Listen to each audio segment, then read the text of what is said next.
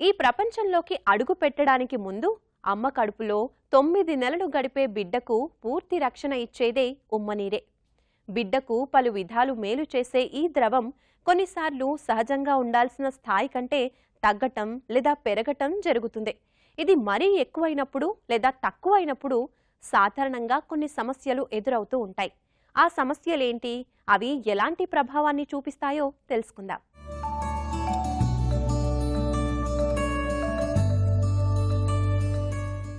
అమ్మ కడుపులో 9 నెలలు, గర్భస్థ శిశువులో ఎన్నో మార్పులు. ఈ క్రమంలో శిశువు ఎదుగుదలకు తగ్గట్టు సౌకర్యాన్ని అందిస్తూ పిండాన్ని కంటికి రెప్పలా కాపాడే బాధ్యతను ఉమ్మనీరు తీసుకుంటుంది. బిడ్డకు పలు విధాల మేలు చేసే ఈ ద్రవం కొన్నిసార్లు సహజంగా ఉండాల్సిన స్థాయి కంటే పెరగడం లేదా తగ్గడం జరుగుతుంది. సాధారణంగా అయితే గర్భం ధరించినప్పటి నుంచి ఈ ఉమ్మనీటి శాతం పెరగాలి. 2.5 నెలలకు ఉమ్మనీరు 30 ml ఉంటే 9వ నెల నాటికి ఇది 1000 ml వరకు చేరవచ్చు. గర్భంలో ఉండే శిశువు ఇందులో కదలడం మాత్రమే కాదు, అప్పుడప్పుడు దాన్ని స్వీకరించడం, మళ్లీ మూత్రం ద్వారా వదిలేయడం, ఇలా అన్నీ బిడ్డ ఎదుగుదలలో భాగమే. గర్భంలో బిడ్డ సౌకర్యంగా ఉండేందుకు ఉమ్మనీరు ఎంతో మేలు చేస్తుంది. బిడ్డ చుట్టూ ఉష్ణోగ్రత హెచ్చుతగ్గులు లేకుండా సమానంగా సాగుతుంది. వేడి తగ్గినప్పుడు ఇది రక్షణ కవచంలా పనిచేస్తుంది. బిడ్డకు రక్షణ కవచంలా ఉంటూ శిశువుకు బయట నుంచి గాయాలు కాకుండా కాపాడే బాధ్యత తీసుకుంటుంది. ఉమ్మనీరు ఉండాల్సిన దానికంటే తక్కువగా ఉండడాన్ని ఓలిగోహైడ్రామ్నిస్ అంటారు.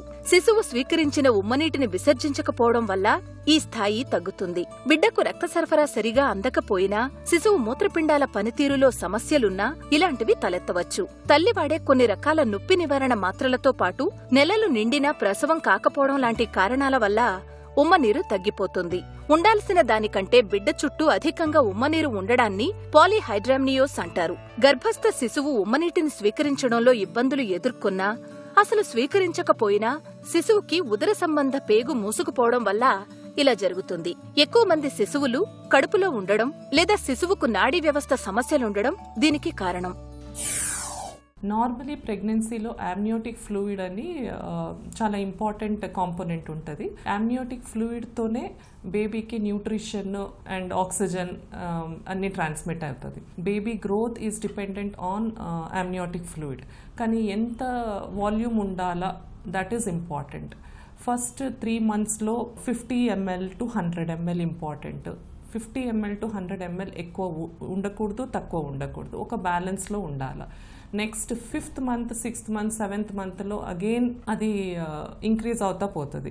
సో ఆ వాల్యూమ్ ఈజ్ ఇంపార్టెంట్. ఆ వాల్యూమ్ తగ్గింది అంటే బేబీకి ఆక్సిజన్ దొరకదు, న్యూట్రియంట్స్ దొరకదు, and that will lead to slow growth ఉంటుంది. దెన్ బేబీ బ్రెయిన్ గ్రోత్ సరిగా ఉండదు, బేబీ వెయిట్ సరిగా ఉండదు. స్లోలీ అది ఫ్లూయిడ్ లెవెల్ తక్కువ అయింది అంటే బేబీ హార్ట్ బీట్ కూడా తక్కువ అవ్వచ్చు. సో ఈ రీజన్స్ ఎందుకు అమ్నియోటిక్ ఫ్లూయిడ్ తక్కువ ఎందుకు అవుతుంది? చాలా మట్టిగా 80% ఆఫ్ కేసెస్లో రీజన్స్ ఉండదు. It is called idiopathic. వేరే రీజన్స్ ఏమున్నాయంటే ఇన్ఫెక్షన్స్ ఉంటే ఫ్లూయిడ్ లెవెల్ తక్కువ ఉంటుంది. సపోజ్ బేబీలో అనామలీస్ ఉంది అనుకోండి, కిడ్నీ సరిగా డెవలప్ కాలేదు, లంగ్స్ సరిగా డెవలప్ కాలేదు అంటే అప్పుడు కూడా ఫ్లూయిడ్ లెవెల్ తక్కువ ఉంటుంది. గర్భిణీల్లో ఉమ్మనీరు ఎక్కువైనప్పుడు పుట్టబోయే శిశువుపై ఆ ప్రభావం పడుతుంది. వారికి పుట్టే పిల్లలు అవయవ లోపాలతో జన్మించవచ్చు. పిల్లలకు వెన్నెముక, తలలో సమస్యలు ఉండవచ్చు. శిశువు పేగులు కూడా మూసుకుపోయి ఉండే ప్రమాదముంది. తల్లికి షుగర్ ఉంటే ఉమ్మనీరు ఎక్కువగా ఏర్పడుతుంది. కాలేయం, గుండె సమస్యలు ఉన్నవాళ్లకు కూడా పాలీహైడ్రామినస్ రావచ్చు. అంతేకాకుండా నెలలు నిండకుండానే నొప్పులు రావచ్చు. ప్రసవానికి ముందుగానే మాయ వేరయ్యే అవకాశాలు ఎక్కువుంటాయి. ప్రసవ సమయంలో బిడ్డ ఉండాల్సిన స్థితిలో కాకుండా అసాధారణ స్థితిలో ఉండవచ్చు. ఒక్కోసారి అధిక రక్తస్రావం, బొడ్డుతాడు జారిపోవడం లాంటి సమస్యలు ఏర్పడి సిజేరియన్ చేయాల్సిన పరిస్థితులు తలెత్తవచ్చు. సివియర్ ఆలిగోహైడ్రామియస్ ఒక్కొక్కసారి బేబీ కండిషన్స్ నుంచి కూడా రావచ్చు. నార్మలీ అమ్నియోటిక్ ఫ్లూయిడ్ బేబీలో స్వాలోయింగ్ ఒకటి ఉంటుంది, ఎక్స్క్రీషన్ ఒకటి ఉంటుంది. స్వాలోయింగ్ త్రూ బేబీ ఈసోఫేగస్లో అవుతుంది.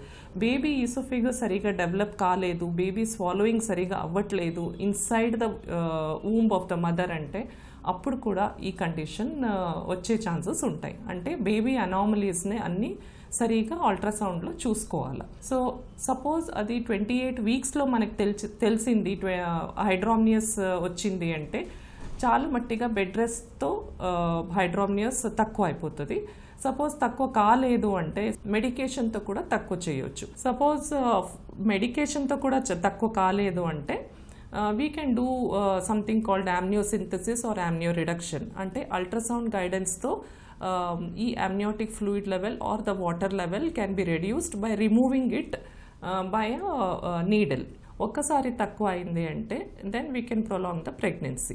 34 వీక్స్కి 36 వీక్స్కి ఒకసారి ప్రెగ్నెన్సీ ప్రొలాంగ్ అయిందంటే baby delivery is not a problem.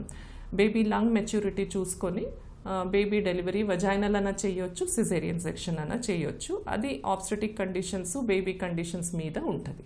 ఉమ్మనీరు ఎక్కువైనప్పుడు గర్భిణీ స్త్రీలలో శ్వాస తీసుకోవడం ఇబ్బందిగా మారుతుంది. పొట్ట సాగడం వల్ల సమస్యలు ఏర్పడతాయి. గుండెల్లో దడ కూడా ఉంటుంది. కాళ్ల వాపులు, కాళ్ల నరాలు ఉబ్బడం లాంటి సమస్యలు ఏర్పడతాయి. ఉమ్మనీరు పెరుగుతుందా లేదా తగ్గుతుందా అనే విషయాన్ని తెలుసుకోవడానికి అల్ట్రాసౌండ్ స్కాన్ చక్కని పరిష్కారం.